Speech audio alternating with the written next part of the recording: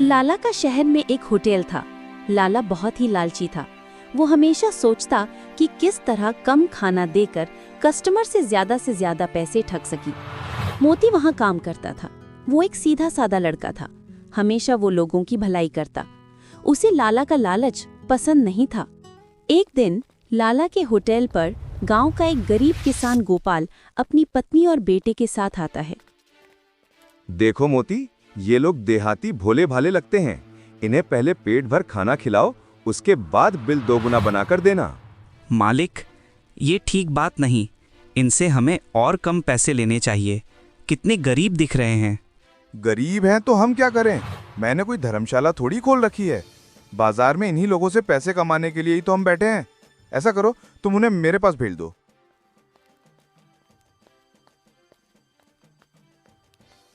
हाँ साहब, क्या खाएंगे? हम तो गांव के गरीब किसान हैं भाई। हम लोग तो रोटी सब्जी और दाल भात से ज्यादा कुछ मालूम ही नहीं है। अरे कस्टमर को बिठाएगा भी या बाहर से ही भगा देगा? चल अंदर जाकर टेबल साफ कर। अरे भैया, क्यों डांट रहे हो? बच्चे को मैं ही खाने के बारे में पूछा था इससे। अरे सर, पूछना क्या, अंदर आइए। आप हमारी लक्ष्मी हैं, ग्राहक भगवान होते हैं। आइए बैठिए, आपका ही होटल है, आपसे ज्यादा थोड़े ले लूंगा। अरे वैसी बात नहीं, पूछना जरूरी है ना। जो भी ये पैसे लाए थे डॉक्टर की फीस और दवाई में चली गई। श्रीमती को भूख लगी थी तो सोचा थोड़ा खाना खिला दूं। अरे आइए बैठिए। मोती, इन लोगों के लिए स्पेशल थाली लगाओ। मोती 300 रुपए वाली 3 स्पेशल थाली लेकर आता है। लीजिए साहब, ये रही आपकी स्पेशल थाली। पर मेरे पास सिर्फ 30 रुपए ही है। मालिक, इनके पास पैसे नहीं हैं। अरे पैसे नहीं हैं तो क्या खाना छीन लेगा? खाने दो इनको। आज भी लोगों में इंसानियत जिंदा है। कितना भला मानुस है ना होटल का मालिक। हाँ, कितना अच्छा व्यवहार है। भगवान ऐसे लोगों को हमेशा अन्न भंडार भरे रखना। पिताजी, खाना तो बहुत अच्छा है, साथ में बड़ा वाला रसगुल्ला मिल जाता तो मजा आ जाता। चुपचाप खाना खा। पैसे हैं नहीं, वो तो भला हो इस दुकान के मालिक का जो हमें इतना अच्छा खाना खिलाया। अरे भाई साहब, बच्चा है, उसे खाने का मन है रसगुल्ला, तो खाने दीजिए। ए मोती, 2-2 रसगुल्ले इन सभी लोगों को दो। अरे भाई साहब, इतनी खातिरदारी ठीक नहीं। वैसे शानदार खाना खिलाने के लिए धन्यवाद। मोती, ये लो, साहब को खाने का बिल दे दो। मोती जाकर गोपाल को बिल देता है। बिल 1050 रुपए का होता है। पिताजी, हमारे पास तो सिर्फ 30 रुपए ही हैं, शेष पैसे कहाँ से आएंगे? इन्होंने तो कहा था कि पैसे की कोई चिंता नहीं, अपना होटल समझकर खाइए। हाँ, मैंने तो बोला भी था इन्हें कि हमारे पास सिर्फ 30 रुपए ही बचे हैं और इतना महंगा खाना। अरे 30 रुपए थाली खाना मिलता है, यहाँ तो सब्जी, तड़का, सलाद, पानी, सबके अलग अलग चार्जेस हैं। क्या हुआ भाई साहब, क्या समस्या है? देखिए भाई साहब, मैंने तो पहले ही बोल दिया था आपको कि हमारे पास सिर्फ 30 रुपए हैं। पूछिए मोती से। हाँ मालिक, मैंने आपको पहले ही बता दिया था। सुन लीजिए, आपने ही बोला था कि पैसे नहीं है तो क्या खाना छीन लेगा? अरे वो तो शिष्टाचार में बोल दिया था। इसका मतलब ये थोड़ा ही है कि मुफ्त में सभी को खाना खिलाता रहूं। तो उसी समय बोल देते कि मैं सेवा नहीं दे पाऊंगा। पर इतना महंगा खाना? मेरे गांव में 30 रुपए में चावल, दाल, भुजिया, सब्जी, पापड़, अचार, ऊपर से मूली, खीरा और प्याज का सलाद भी। भाई मेरे यहाँ तो यही रेट है, भले तुम्हारे गांव में फ्री में ही खिलाते हो। अब करना क्या है ये बताइए, हमारे पास तो पैसे हैं नहीं। ठीक है, तो आप कुछ सामान यहाँ रख दो। जिस दिन पैसा दे जाओगे उस दिन मैं आपको लौटा दूंगा। लेकिन मेरे पास तो वैसा कुछ नहीं है जिससे मैं आपके पास गिरवी रख सकूं। है ना, वो जो भाभी जी के गले में मंगलसूत्र है? नहीं, मैं ये मंगलसूत्र नहीं दूंगी। ये मेरे सुहाग की निशानी है। इसे मैं कभी अपने से अलग नहीं कर सकती। जिस दिन से इन्होंने इसे गले में डाला है उस दिन से ये मेरे गले में ही है। कभी मैंने इसको अलग नहीं किया। मालिक, ये अच्छी बात नहीं। मंगलसूत्र किसी औरत का सुहाग होता है। आप मेरी पगार में से पैसे काट लीजिएगा। अच्छा, बहुत आया अपने पगार में से कटवाने वाला। 5,000 रुपए पगार ही है, उसमें से 2,000 रुपए तुम एडवांस ले चुके हो। अगर ये पैसे काट लिए तो अपने बाप को क्या भेजोगे? कुछ भी हो जाए, ये भी मेरी माँ के समान है और मैं किसी भी माँ को इस तरह बेइज्जत होते नहीं देख सकता। जाओ चाचा, आप लोग जाओ। बेटा, तुम्हारा ये उपकार मैं जीवन भर नहीं भूलूंगा।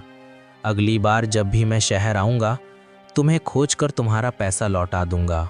अरे चचा, पैसा लौटाने की जरूरत नहीं है, ये भी मेरी माँ के समान है। मेरी माँ बचपन में ही गुजर गई थी। माँ का दर्द क्या होता है ये मुझसे अच्छा किसे पता होगा। जुग जुग जियो मेरे बेटे, जरूर तुम्हारी माँ संस्कारों वाली रही होगी। गोपाल अपने परिवार के साथ वहां से चला जाता है। गोपाल के जाने के बाद लाला मोती को बहुत खरी खोटी सुनाता है। मोती खून का घूंट पीकर रह जाता है। एक दिन सुबह सुबह एक तपस्वी बाबा लाला की दुकान पर आते हैं। अलख निरंजन बच्चा, कुछ खाने को मिलेगा? बहुत दूर से आया हूँ। प्रणाम महाराज, आइए, आपको शुद्ध शाकाहारी खाना खिलाऊंगा। जीते रहो बालक, लेकिन साधु के पास देने के लिए आशीर्वाद के सिवा कुछ नहीं है। आप जैसे सिद्ध पुरुष के आशीर्वाद के सामने पैसों का क्या मोल। आइए महाराज, मैं अभी खाना लेकर आता हूँ। तभी लाला वहां आता है। साधु को बैठा देख मोती से पूछता है, क्यों रे मोती, ये नई थाली और गिलास में खाना क्यों ले जा रहा है? पुरानी प्लेटें सभी टूट गई हैं क्या? मालिक, ये कोई सिद्ध पुरुष जान पड़ते हैं, बहुत दूर हिमालय से आए हैं, इनके पास पैसे भी नहीं हैं। नई थाली में इसलिए खाना दिया है क्योंकि हमारे यहाँ अधिकतर बर्तन मांसाहारी हैं। अपने खाने के लिए औकात तो है नहीं, लेकिन व्यवहार तो ऐसा करते हो जैसे किसी राजा खानदान से हो। चलो जाओ और चुपचाप साधु को बोलो कि यहाँ भीख नहीं मिलती, कहीं और जाके भीख मांगे। नहीं, मैं ऐसा नहीं कर सकता, किसी को खाने से नहीं उठा सकता। ये तो तपस्वी हैं। आप मेरा पगार दीजिए और उसमें से इनका पैसा काट लीजिए।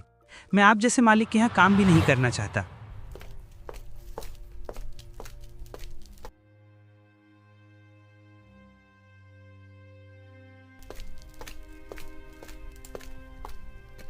तेवर तो नवाबों जैसे हैं तुम्हारे।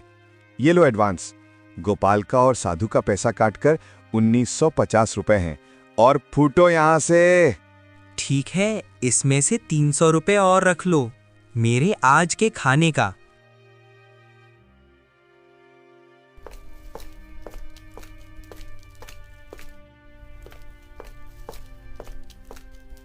मोती वहां से निकलकर एक बरगद के पेड़ के पास बैठा सोच रहा होता है कि अब आगे क्या करना है।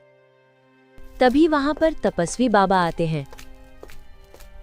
क्या हुआ बालक, यहाँ पर ऐसे क्यों उदास होकर बैठे हो? कुछ नहीं महाराज, इस दुनिया में लोग पैसों के पीछे इतना क्यों भागते हैं, जो मानवता को भी भूल जाते हैं। यही दुनिया है मेरे बच्चे। संसार के इस मोह माया से ऊपर उठना सबके बस की बात नहीं।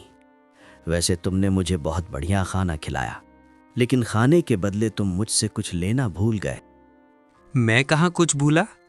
तुम्हें याद है, खाना खाने से पहले मैंने तुम्हें बोला था कि मेरे पास देने के लिए पैसे नहीं हैं, लेकिन आशीर्वाद जरूर है।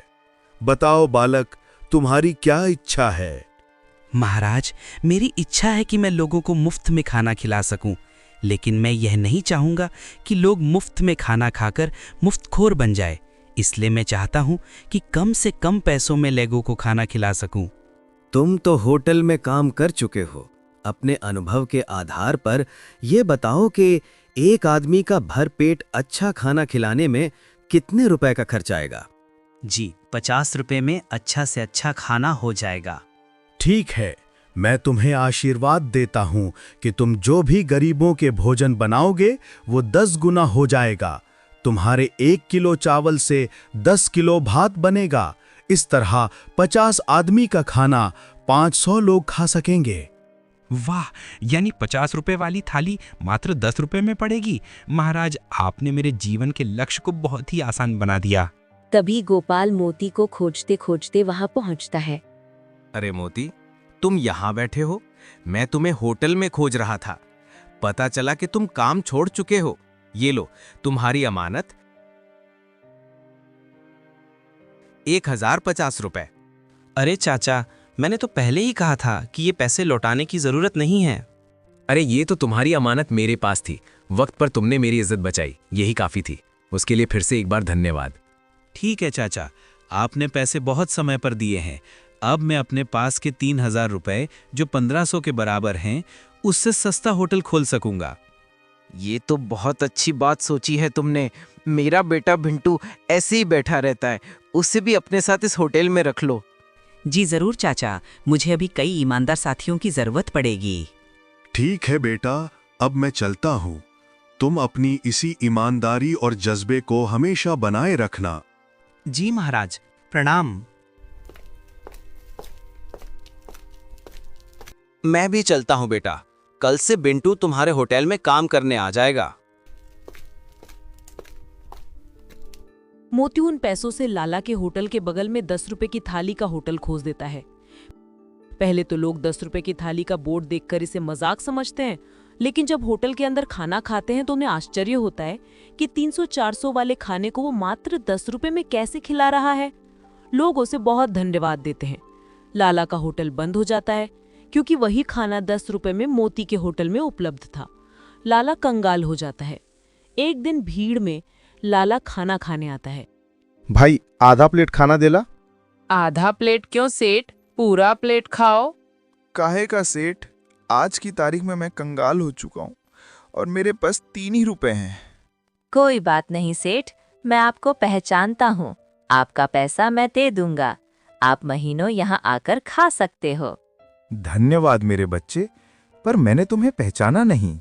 सेठ, मैं वही हूँ जो कुछ दिन पहले आपके यहाँ खाना खाने आया था और आपने मेरी माँ को पैसे के बदले मंगलसूत्र गिरवी रखने को कहा था।